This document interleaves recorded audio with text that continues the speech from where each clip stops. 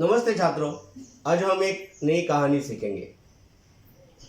ये कहानी हिंगवाला खान की कहानी है। छात्रों, जाति और धर्म के संस्कार मनुष्य को जन्म के बाद मिलते हैं और सभी धर्मों में अच्छी बातें बताई गई हैं। इस कहानी में मनुष्य के सहज और सरल मन का वर्णन किया है। कुछ धर्मांध लोगों के कारण धर्मांधता फैलती है, सामान्य लोगों को तकलीफ उठानी पड़ती है। यह ठीक नहीं है। इस कहानी में लेखिका सुभद्रा कुमारी चौहान जी ने सर्वधर्म समभाव का महत्व प्रतिपादित किया है। आइए हम इस कहानी को गौर से सुनेंगे। नंबर 17 पर देखिए, पाठ क्रमांक 7, हिंगवाला। लेखिका सुभद्रा कुमारी चौहान। लेखिका परिचय। सुभद्रा कुमारी चौहान का जन्म 1904 इलाहाबाद उत्तर प्रदेश में हुआ। उनकी मृत्यु 1948 जबलपुर मध्य प्रदेश में हुई। सुभद्रा कुमारी चौहान जी सुप्रसिद्ध कवयित्री और लेखिका हैं। राष्ट्रीय चेतना, नारी विमर्श, शैशव काल की स्मृतियाँ आपकी कविताओं के केंद्र बिंदु हैं। सुभद्रा कुमारी जी ने लिखी हुई प्रमुख कृतियाँ बिखरे मोती, उन्मदिनी, सीधे सादे चित्र, ये कहानी संग्रह, मुकुल, त्रिधारा, जलियांवाले बाग में बसंत, झांसी की रानी, ये कदम का पेड़, अगर, काव्य संग्रह आदि। प्रस्तुत कहानी में लेखिका ने धर्म के बंधनों से ऊपर उठकर सहज और सरल मन को महत्व प्रदान किया है। कोई भी धर्म गलत शिक्षा नहीं देता। गिने चुने लोगों के कारण ही समाज में अशांति फैलती है। यह सर्वधर्म समभाव जताया गया है। आइए पाठ का प्रकट वाचन करते हैं। लगभग 35 साल का एक खान आंगन में आकर रुक गया। हमेशा की तरह उसकी आवाज़ सुनाई दी, अम्मा, हिंग लोगी? पीठ पर बंधे हुए पीपे को खोलकर उसने नीचे रख दिया और मोलसीरी के नीचे बने हुए चबूतरे पर बैठ गया। भीतर बरामदे से 9-10 वर्ष के एक बालक ने बाहर निकलकर उत्तर दिया, अभी कुछ नहीं लेना है, जाओ। पर खान भला क्यों जाने लगा। जरा आराम से बैठ गया और अपने साफे के छोर से हवा कराता हुआ बोला, अम्मा, हिंग ले लो अम्मा, हम अपने देश जाता है, बहुत दिनों में लौटेगा। सावित्री रसोई घर से हाथ धोकर बाहर आई और बोली, हिंग तो बहुत सी ले ली रखी है खान, अभी 15 दिन नहीं हुए, तुमसे ही तो ली थी। वो उसी स्वर में फिर बोला, हेरा हिंग है माँ, हमको तुम्हारे हाथ की बोहनी लगती है, एक ही तोला ले लो, पर लो जरूर। इतना कहकर फौरन एक डिब्बा सावित्री के सामने सरकाते हुए कहा, तुम और कुछ मत देखो माँ, ये 1 नंबर है, हम तुम्हें धोखा नहीं देगा। सावित्री बोली, पर हिंग लेकर करूंगी क्या? ढेर सी तो रखी है। खान ने कहा, कुछ भी ले लो अम्मा, हम देने के लिए आया हैं, घर में पड़ी रहेगी। हम अपने देश को जाता हैं, खुदा जाने कब लौटेगा। और खान बिना उत्तर की प्रतीक्षा किए हिंग तोलने लगा। इस पर सावित्री के बच्चे नाराज हुए। सभी बोल उठे, मत लेना माँ, तुम कभी न लेना, जबरदस्ती तोले जा रहा है। सावित्री ने किसी की बात का उत्तर न देकर हिंग की पुड़िया ले ली। पूछा, कितने पैसे हुए खान? 21 रुपये अम्मा, खान ने उत्तर दिया। सावित्री ने 3 रुपये तोले के भाव से 7 तोले का दाम 21 रुपये लाकर खान को दे दी। खान सलाम करके चला गया, पर बच्चों को माँ की ये बात अच्छी न लगी। बड़े लड़के ने कहा, हींग की कुछ जरूरत नहीं थी। छोटा माँ से चिढ़कर बोला, दो माँ, 2 रुपये हमको भी दो, हम बिना लिए न रहेंगे। लड़की जिसकी उम्र 8 साल की थी बड़े गंभीर स्वर में बोली, तुम माँ से पैसा न मांगो, वो तुम्हें न देगी। उनका बेटा तो वही खान है। सावित्री को बच्चों की बातों पर हंसी आ रही थी। उसने अपनी हंसी दबाकर बनावटी क्रोध से कहा, चलो चलो, बड़ी बातें बनाने लग गए हो, खाना तैयार है, खाओ। कई महीने बीत गए। सावित्री की सब हींग खत्म हो गई। इस बीच होली आई। होली के अवसर पर शहर में खासी मारपीट हो गई थी। सावित्री कभी सोचती, हींग वाला खान तो नहीं मार डाला गया। न जाने क्यों उस हींग वाले खान की याद उसे आ जाया करती थी।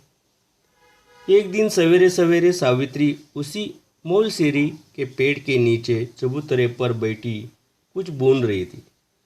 उसने सुना उसके पति किसी से कड़े स्वर में कह रहे हैं, क्या काम है, भीतर मत जाओ, यहाँ आओ।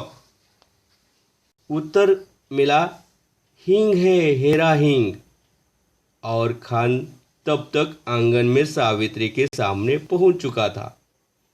खान को देखते ही सावित्री ने कहा, बहुत दिनों में आए खान, हींग तो कब की खत्म हो गई। खान बोला, अपने देश गया था अम्मा, परसों ही तो लौटा हूँ। सावित्री ने कहा, यहाँ तो बहुत जोरों का दंगा हो गया है। खान बोला, सुना, समझ नहीं है लड़ने वालों में।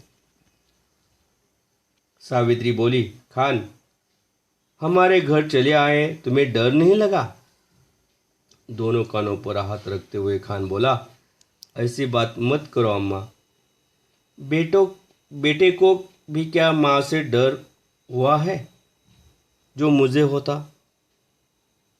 और इसके बाद ही उसने अपना डिब्बा खोला और एक छटाक हींग तोलकर सावित्री को दे दी। रेजगारी दोनों में से किसी के पास नहीं थी। खान ने कहा कि वो पैसा फिर आकर ले जाएगा।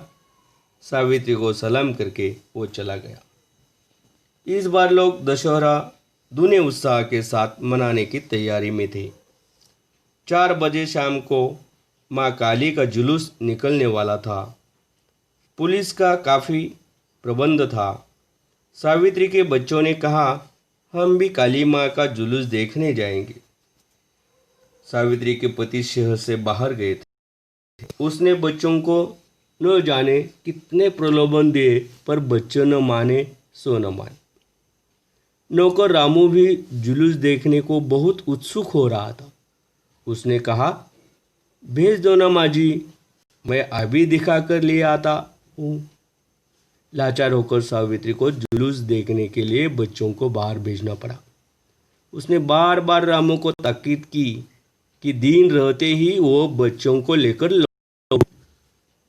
बच्चों को भेजने के साथ ही सावित्री लौटने की प्रतीक्षा करने लगी। देखते ही देखते दिन ढल गया, अंधेरा भी बढ़ने लगा, पर बच्चे न लौटे। अब सावित्री को न भीतर चैन था न बाहर। सावित्री की स्थिति मानो ऐसी हो गई थी जैसे अब पछताए हो तो क्या, जब चिड़िया चुग गई खेत। इतने में उसे कुछ आदमी सड़क पर भागते हुए जान पड़े। वो दौड़कर बाहर आई, पूछा, ऐसे भागे क्यों जा रहे हो? जुलूस तो निकल गया ना? एक आदमी बोला, दंगा हो गया जी, बड़ा भारी दंगा। सावित्री के हाथ पैर ठंडे पड़ गए। तभी कुछ लोग तेजी से आते हुए दिखे। सावित्री ने उन्हें भी रोका। उन्होंने भी कहा, दंगा हो गया है। अब सावित्री क्या करे? उन्हीं में से एक से कहा, भाई तुम मेरे बच्चों की खबर ला दो। 2 लड़के हैं, 1 लड़की, मैं तुम्हें मुंह मांगा इनाम दूंगी। एक देहाती ने जवाब दिया, क्या हम तुम्हारे बच्चों को पहचानते हैं माँ जी? ये कहकर वो चला गया।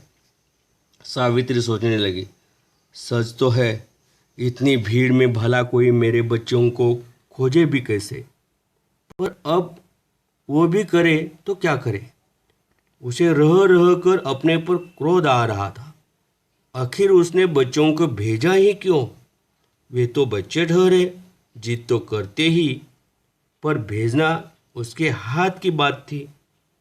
सावित्री पागल सी हो गई, मानो उसके प्राण मुरझा गए।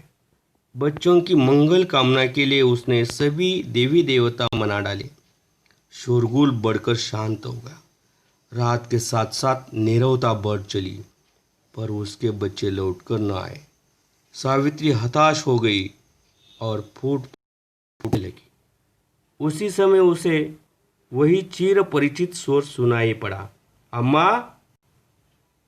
सावित्री दौड़कर बाहर आई। उसने देखा उसके तीनों बच्चे खान के साथ सकुशल लौट आए हैं।